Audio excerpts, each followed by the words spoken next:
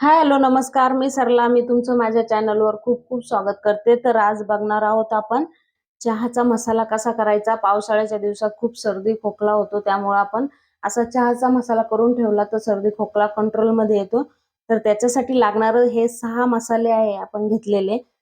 तर हे 6 मसाले आपण हे लवंग मिरे घेतलेले आहे. हे लवंग मिरे सर्दीसाठी खूप उपयोगात पडतात. सुंठ ही दोन्ही खोकल्यासाठी उपयोगी पडते. दालचिनी ही कोरड्या खोकल्यासाठी चालते. जायफळ घेतलं, जायफळ हे कफ वगैरे असेल, ओला खोकला असेल तर जायफळ चालतं. आणि ही वेलची घेतलेली आहे. तर वेलची ही पित्तशामक आहे आणि सुगंध पण खूप छान देते चहासाठी. तर आपण बघूया कसं प्रमाण घेतलं आता ते. तर याच्यासाठी प्रमाण आहे, दालचिनी घेतलेली आहे आपण 4 इंच, मिरे घेतलेले आहे आपण 1.5 चमचा, लवंग घेतलेले आहे आपण 1 चमचा, सुंठ घेतलेली आहे आपण 3 इंच, 2 ते 3 इंच सुंठ आहे. आणि हे 3 चमचे वेलची घेतलेली आहे आणि एक मोठं पाऊण जायफळ घेतलं. हे बघा, हे जायफळ घेतलेलं आहे. तर ह्या अशा प्रमाणात अशा प्रकारे आपण मसाले घेऊ शकता. आणि याच्यात तुम्हाला कमी जास्त करायचं असेल तर करू शकता, कारण की कोणाला उष्णता असते, त्याच्यामुळे लवंग मिरे कमी जास्त प्रमाणात करू शकता. आपली प्रकृती 3 प्रकारची असते, वात पित्त आणि कफ. त्या प्रमाणात तुम्ही हे मसाले कमी जास्त करू शकता. तर आपण आता बघूया हे 2 दालचिनी आणि सुंठ आपण बारीक करून घेऊया फोडून. आता हे दोन्ही मसाले फोडून घेतले. आता गॅसवर पॅन ठेवून एकदम मंद आचेवर आपल्याला अगोदर सुंठ टाकायची, अशी गरम करून घ्यायची. नंतर दालचिनी घालायची. जास्त भाजून नाही द्यायची, नाही तर चहाची चव जाते. मॉइश्चर कमी व्हावं म्हणून आपल्याला हे सर्व मसाले गरम करून घ्यायचे आहे मंद आचेवर.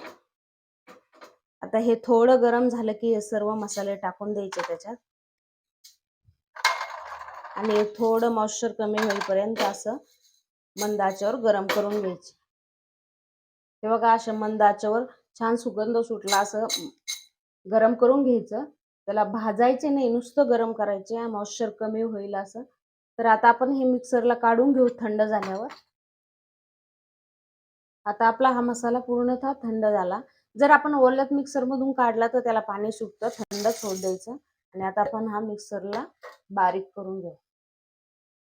हे बघा, रेडी झाला आपला चहा मसाला. जास्त बारीक पण नाही करायचा, जास्त बारीक केला तर मसाला चहात टाकल्यानंतर तो गाळणीतून खाली येतो आणि तोंडात चव त्याचीच येते. फक्त आपल्याला सुगंध येण्यासाठी आणि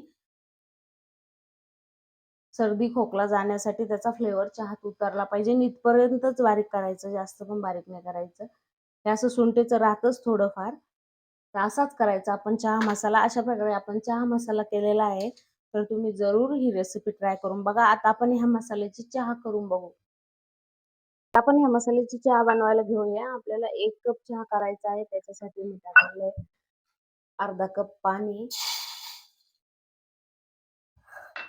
आणि आता आपल्याला 2 चमचे, तुमच्या आवडी निवडीनुसार बनवू शकता, 2 चमचे मी चहा पावडर टाकलेला आहे. आता हे दोन्ही पण उकळून घ्यायचं चांगलं. 2-3 चमचे चहा पावडर टाकलं. चांगलं चहा पावडर उकळून द्यायचं आणि नंतर साखर टाकायची. आता चहाला उकळी आली. आपल्या चवीनुसार आपण साखर कमी जास्त करू शकतो. साखर मेल्ट करून घेऊ.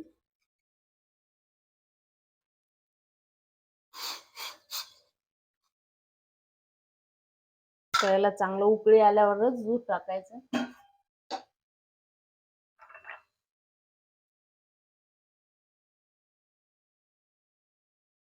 हे बघा, छान उकळी आली. आता आपल्याला 1 कप भरून दूध टाकायचं आणि चांगलं उकळू द्यायचं चहा.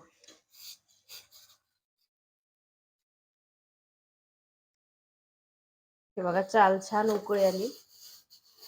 चांगलं चमच्यानं हलवून घ्यायचं.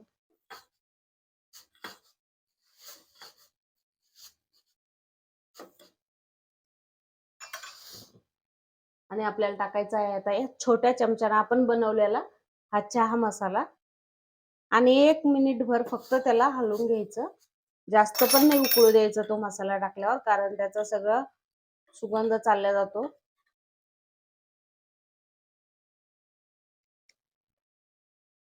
आता आपण बंद करून घेऊ. हे बघा, आता आपण चहा ओतून घेऊया.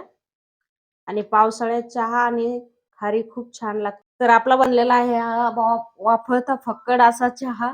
तर तुम्ही नक्की करून बघा आणि माझ्या व्हिडिओला लाईक, शेअर आणि सबस्क्राईब जरूर करा.